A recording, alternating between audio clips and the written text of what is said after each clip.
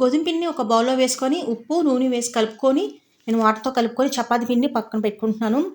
Onion, green chilli, ధనియాల పొడి, ఉప్పు, కారము, చాట్ మసాలా వేసుకున్నాను. కలుపుకొని పక్కన పెట్టుకుంటున్నాను.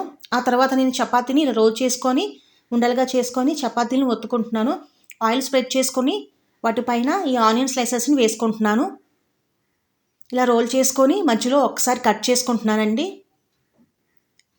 కట్ చేసుకున్న తర్వాత ఇలా టర్న్ చేసుకుంటున్నాను. సెంటర్ని ఒక్కసారి ప్రెస్ చేసుకుంటున్నాను. ఆ తర్వాత నేను రోల్ చేసేసుకుంటున్నాను. నేను చపాతీ కర్రతో ఇలా మెత్తగా ఒత్తుకుంటున్నాను. ఆయిల్ వేసుకొని ఇలా స్ప్రెడ్ చేసుకుంటున్నాను. ఆ తర్వాత నేను ఒక ప్యాన్ మీద ఫ్రై చేసుకుంటున్నాను. ఆయిల్ యాడ్ చేసుకొని ఫ్రై చేసుకుంటున్నాను. ఆనియన్ పరోటా చాలా బాగా వచ్చాయి కదా, ఒకసారి నేను మీకు దగ్గరగా చూపిస్తాను చూడండి. ఆ తర్వాత ఇలా ప్రెస్ చేసుకుంటున్నాను. పరోటాలు బాగా వచ్చాయి కదా.